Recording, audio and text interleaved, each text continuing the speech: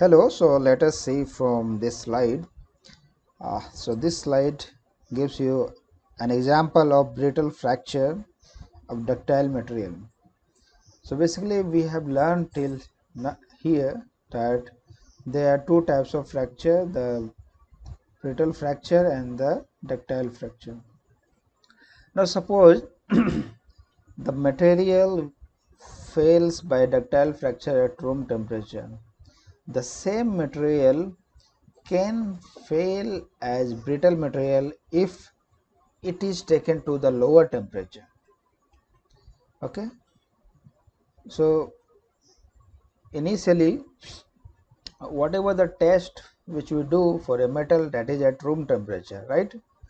And suppose we decrease the temperature, okay, we expose this material to certain lower temperature, and that lower temperature will be different for different material. So what happens at lower temperature, the ductility basically decreases. So why it decreases?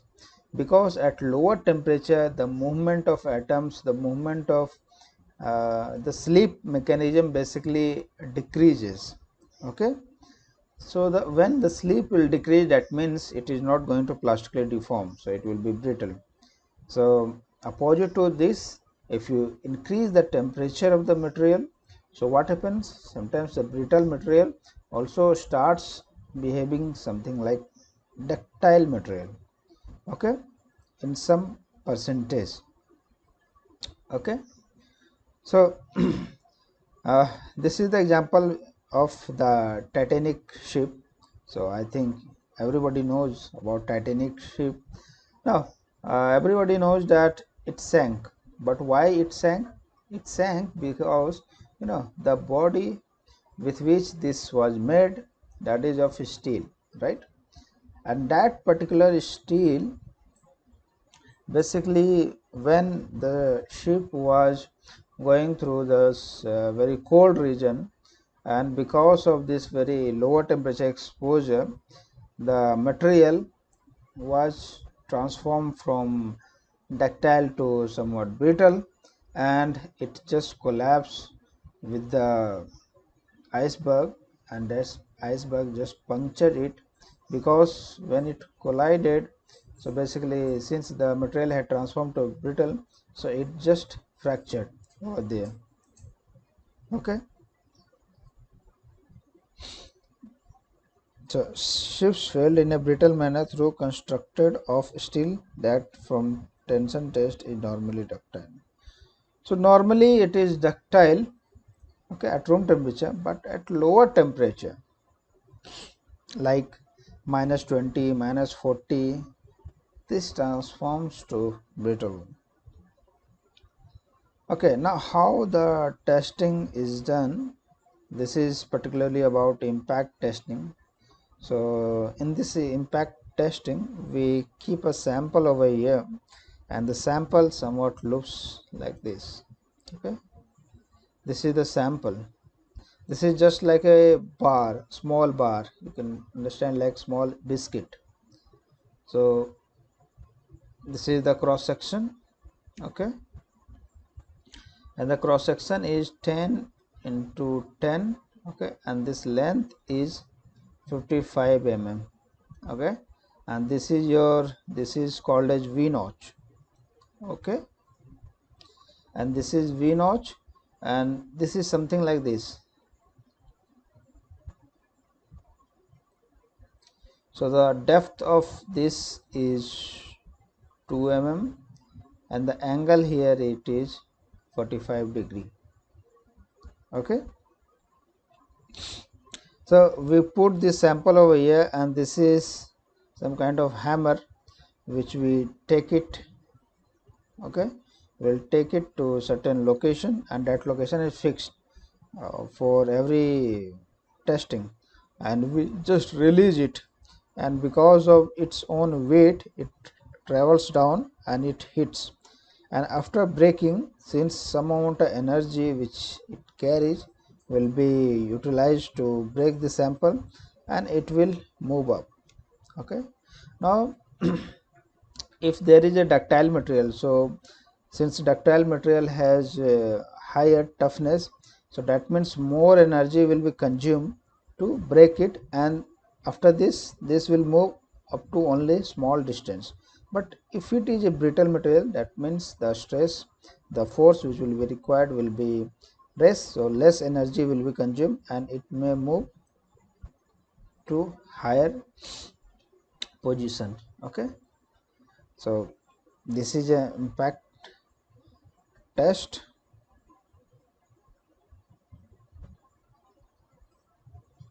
Now this is a test which is basically beneficial to normally test the material at lower temperature. So how do we test it? Because this is a small piece of a specimen, so this is kept at negative temperature like -40 for suppose half hour. Okay, so what happens, this complete material gets exposed to -40, and quickly we'll put this, take it out and put over here and do the testing, and we'll see at room temperature and this -40 what is the difference. Okay, difference between the energy absorbed while testing, and that suggests whether this is getting to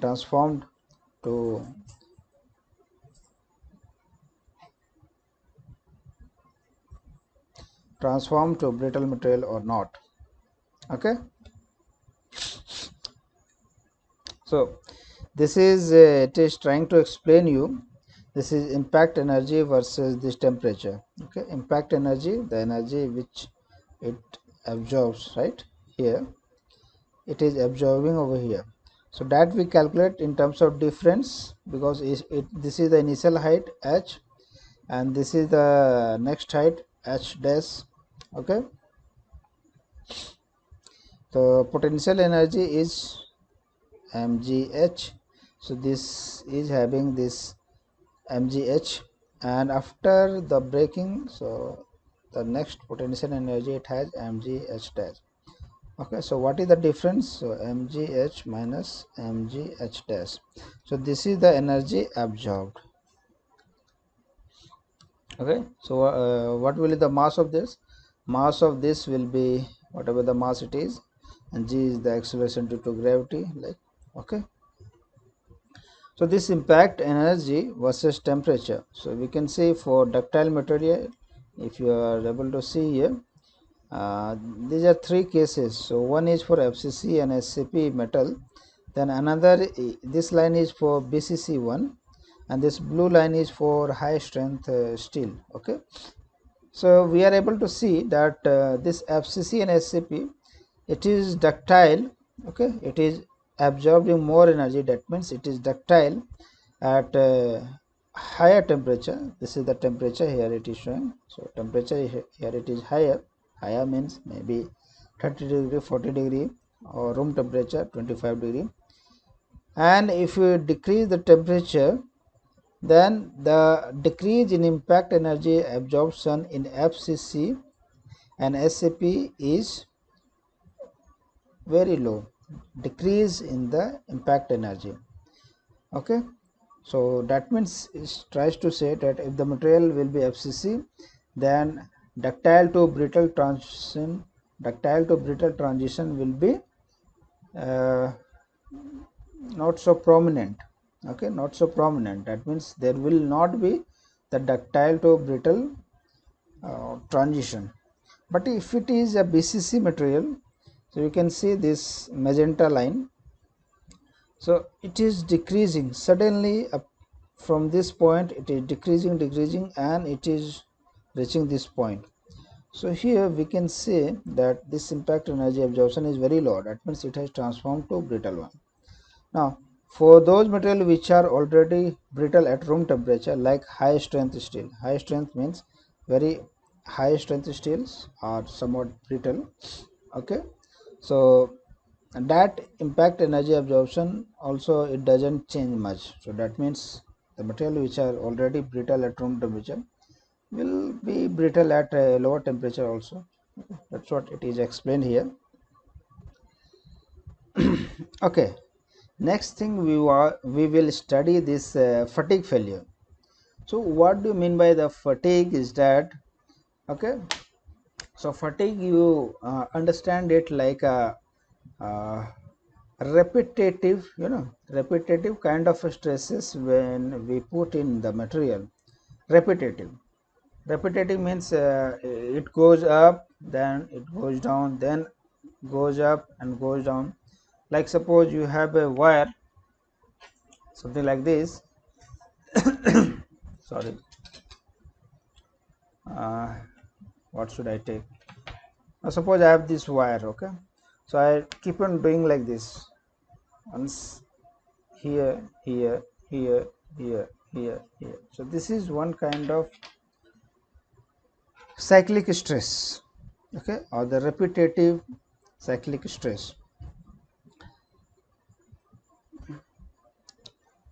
And it is said that most of the engineering material basically fails by this fatigue loading. Okay, we have seen in tensile loading we are keeping the load here and here, right?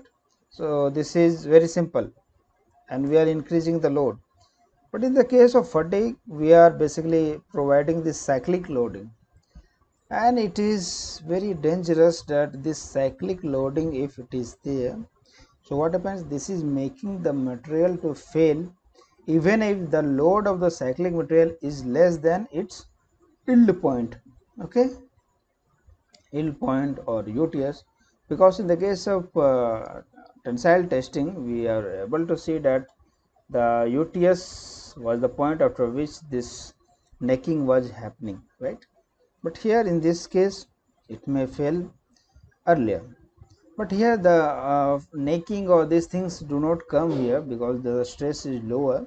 What happens with the application of the cyclic stresses, there is a formation of small crack on the surface, and that crack basically propagates. Okay, okay guys. So this is the type of stresses which is there in the fatigue. So you can see this is sigma max, sigma min. So sigma is the stress with time, okay, with time. That means we are applying force, then we are decreasing, then we are again applying the negative direction, like that. So this is the cyclic stress. And this is also the next cyclic stress, but here it is said like suppose in one direction we are applying more, okay, in one direction we are applying more and the next direction we are applying less. So it is like here this positive one it is more and in this negative direction it is less. So it can be like this, okay. And there is one more form like here, very sharp, that means the change is very sudden, okay, the change is very sudden in the application of stress. Okay, and this type of this where it starts from origin, it goes, so in the positive and the negative it is equal, then it is called as pure cyclic stress. Okay,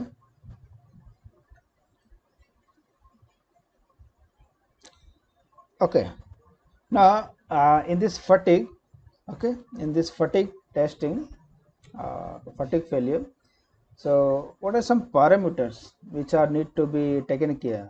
We seen that some stresses are there, fluctuating stress. So how do you represent that this is fluctuating, and how you will able to correlate with the stress?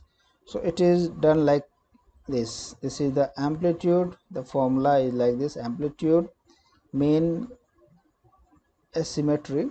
Okay, so it is something like this, you can see here, sigma amplitude. Amplitude means what is the value through which this is fluctuating. So amplitude formula is basically sigma max minus sigma min by 2. This is basically the amplitude, because here see, this is the topmost and this is the lowermost, so you calculate that value and you divide it by 2. Okay, so this is the amplitude value, and sigma average will be sigma max plus sigma min by 2. Okay, So what is the average stress which here it is being applied? So here in this case the positive and negative are equal, so it will be basically here in this case it will be 0, but here you can see sigma max is higher as compared to this sigma mean. So like suppose if it is 20 MPa and sigma mean is like minus 10 MPa, something like this, so it will be 20 minus 10 by 2, so it will be 5, right? So this is the average. Next is this asymmetry, or this is also called as asymmetry, or this is also called as stress ratio. So this is defined by the ratio sigma mean by sigma max. Okay, so these are three things, you just remember it. Okay, and yeah, now this curve basically tells you that suppose this is your amplitude value, whenever application of stress will be there, so this will be your amplitude, and this will be your amplitude means it is keep on doing the like this, and at certain interval of time this will fail, right? So that line is drawn that for this sigma a, this amount of sigma a, what is the stress, sorry, the cycle to failure, it is like 10, right? So this is, suppose this is your sigma a value, means average, the amplitude, so it will fail at this number of cycle. Okay, at this number of cycle. So similarly we are able to see that this becomes a gradual line. Okay, and this line goes like something like this. So this is the lower point below which if we put any kind of fluctuating stress, so it is not going to break. Okay, so it makes sense that suppose this is the wire and I am doing it, like suppose I do it like this only, so will it fail? No, but suppose I do it like this, then it will fail certainly. Okay, so that's what it wants to say. Okay, now this is the sigma max and sigma mean. Okay, so to test it we generally make a small crack in the sample and we apply this kind of stress. Okay, and this crack propagate. Okay, and while the propagation happens, now initially if the crack length you can assume like it is c, then at some point, then at the next point it will increase, right? The dimension of the crack length will increase, dimension of this crack length will increase.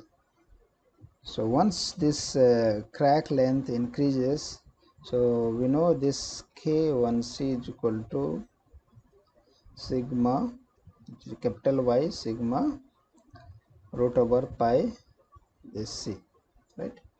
So C value will increase, that means this K value will increase. So here, that's why here it is given K max and K minimum. K max, where this sigma if we related with this max, and sigma if we related with this minimum, then this will be K mean equal to sigma max root of pi c, K mean equal to sigma mean root of pi c, like that. So this is what it is trying to say, that with time the C value increases, so this next K value K max and K mean will increase, right? And this is a term which is related to crack propagation. Okay, I think whether this formula is given or not. Okay, I think it is not given, but so it is like dA Okay, DE is the crack length, but DN, capital N is the number of cycle, is equal to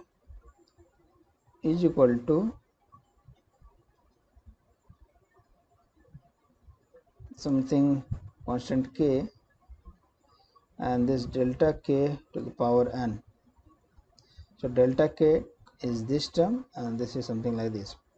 Okay.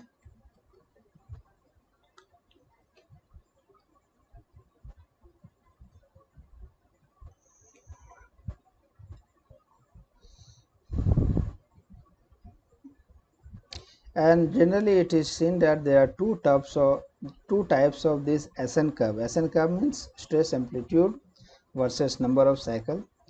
In one case it goes down and it becomes a flat. So this is typically in the case of steel, right? So below this the material is safe, right? And another case it keeps on going downward, right?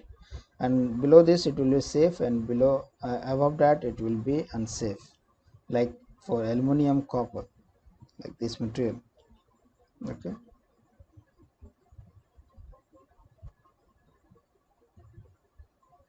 Now how can we improve the fatigue life? So now suppose there is fatigue which is happening, so how can we improve this fatigue life? So first we can reduce magnitude of mean stress. Okay. So what happens, the mean stress, if it is lower, okay, then that means the overall stress it will be lower, so that will the material will fail at very larger number of cycles, so we can say like that. Okay.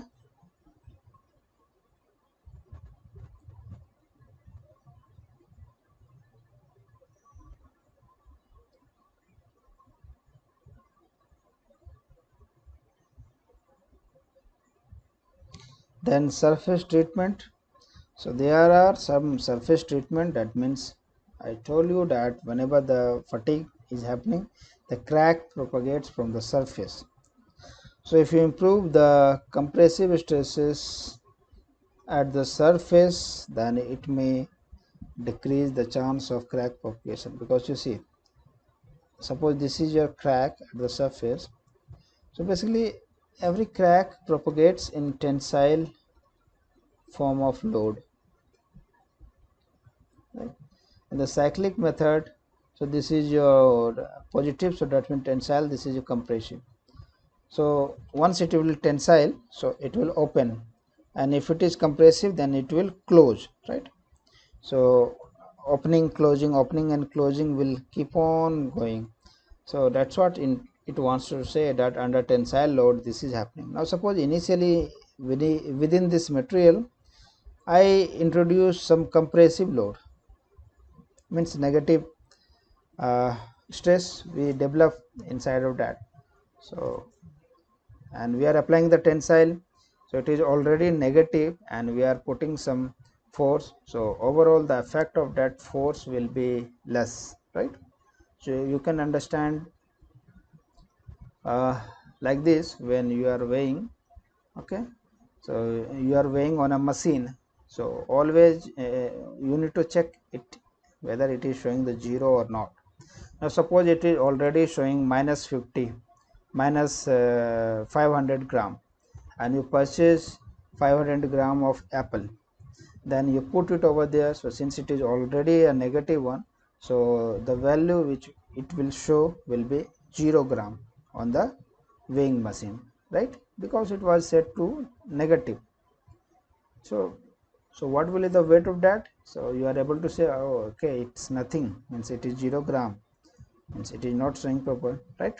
So similarly, initially we have the compressive one and we are putting the tensile. So what is doing, it is reducing whatever the compressing amount it has in from that the tensile load.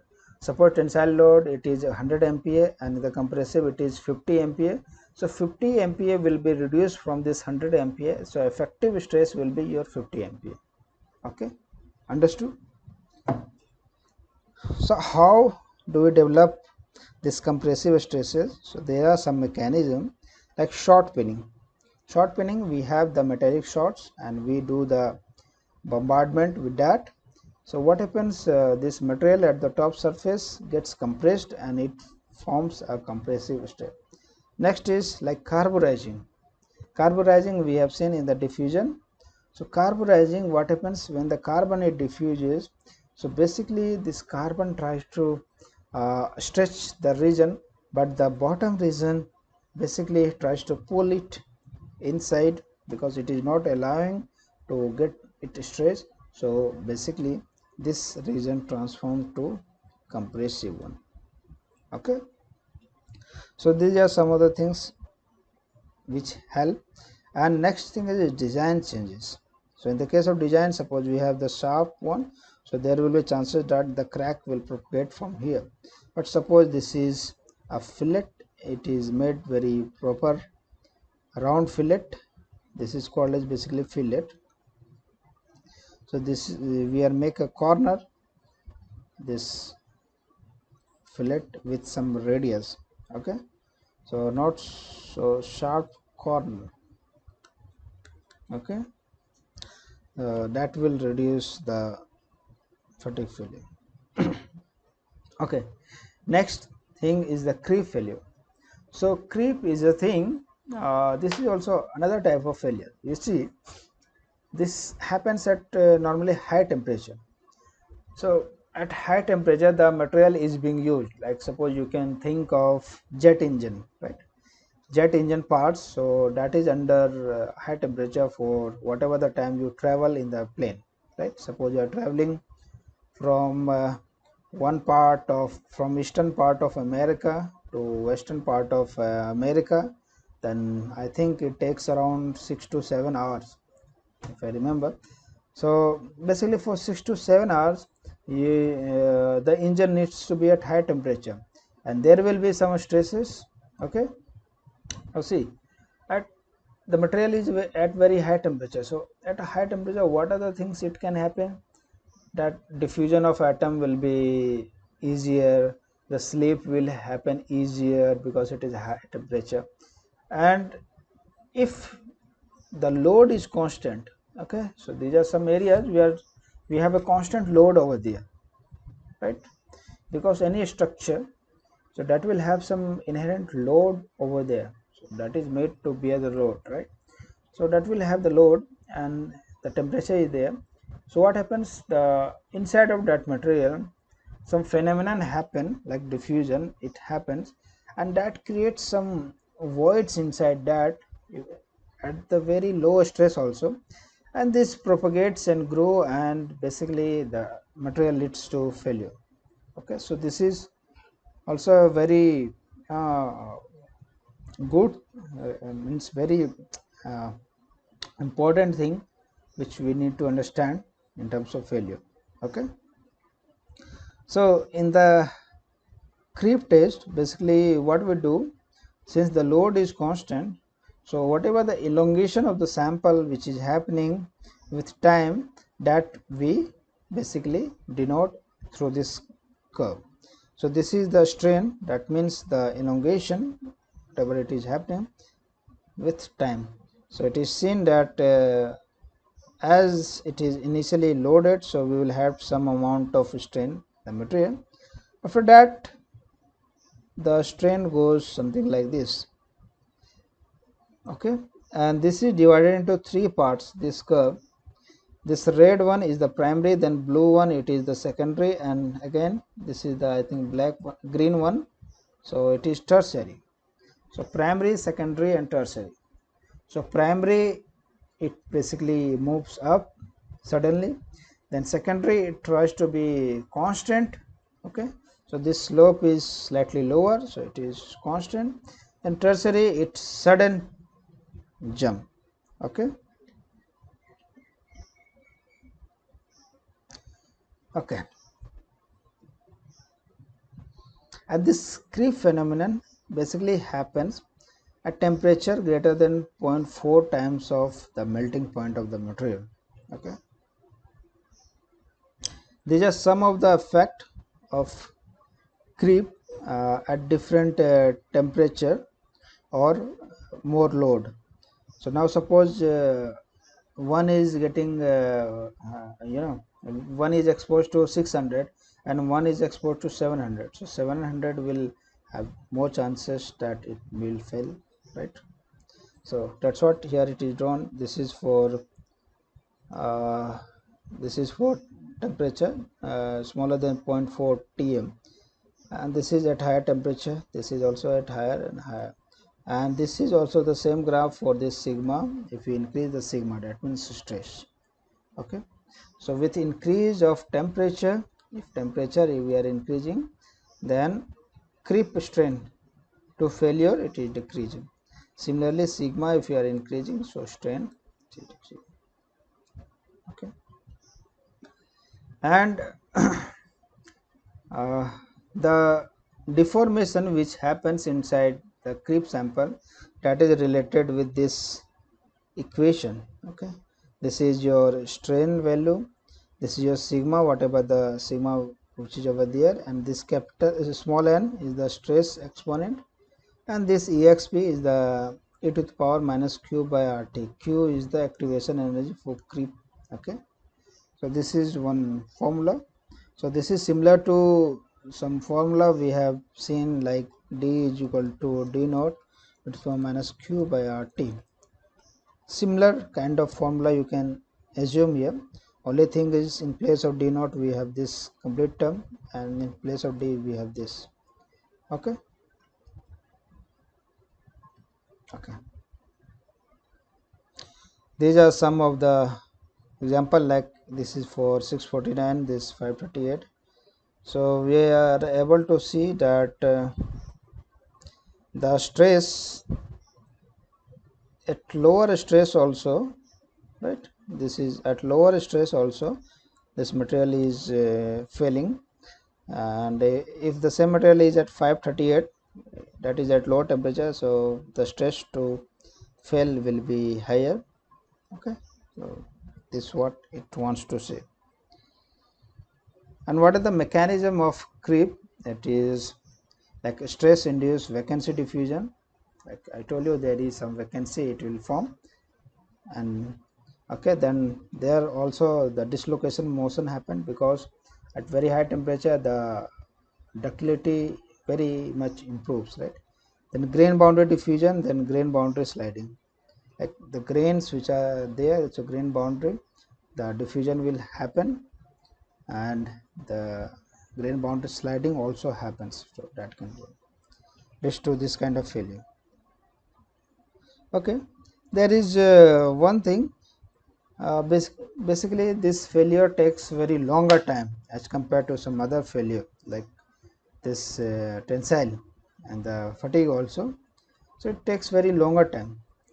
Now once it is taking longer time, so if someone wants to do the experiment at the lab scale, then since it is going to take longer time, like 5 years, 10 years, so it is very difficult to do, right? So to overcome this, we do the test for a short duration at very high stress, and we get a certain constant value that is called as this Larser mirror parameter, and through that we try to extrapolate it, so that if the stress will be lower and the temperature will be this, then what number of basically what number of days or what is the time it is going to not fail, right? So that is defined with this. So it is like t, and this is c plus log t equal to m. So this Larsen Miller parameter, it is constant, so this m will be constant. So now we can have this different t and this tr, right, with the equation. Okay, so like here, this is one example, temperature is 800. Okay, then this is your m. Let's see the calculation. So now see, at this 20 MPa, right? So this is the 24 into 10 power 3, this is the parameter. So at 800 degrees centigrade we are putting the temperature here. This will be also constant, so we need to find the time for this fracture.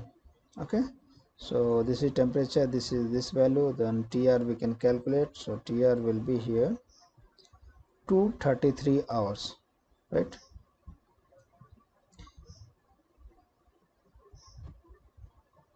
Okay, now we'll take for different this parameter. Now suppose I have taken for this, and if the temperature will be again same, so it will tell you the different time. Okay, so for particularly stress value, the Larsal Miller parameter is constant for that particular stress in that material. So like for 20, this is this, for this value this is the another Larsal Miller parameter. Okay, so these were some of the explanation of failure. So in the summary sheet we can just see that so simple fracture, one type of fracture occurs by crack propagation, ductile fractures and plastic deformation, slow crack propagation. Brittle fracture, no plastic deformation, crack propagation. Fracture surfaces different for ductile and brittle. Ductile it is irregular, and it is in brittle it is slightly flat. Small cracks or flows exist in all materials. So it is said that small flows or the cracks already exist in the material. So apply tensile stress amplified tips of flows. So at the tip of the crack, the amplification of the stress happen. So when a stress is a tip reaches theoretical strength. Okay, so this fracture happen. Fracture toughness measurement of material resistance to brittle fracture, impact test, impact temperature, fatigue failure, stress fluctuation with time, creep failure at elevated temperature. Okay, so this was from my side. So I have tried to cover all the things. Okay, so hopefully it will be beneficial for you. So okay, so thanks.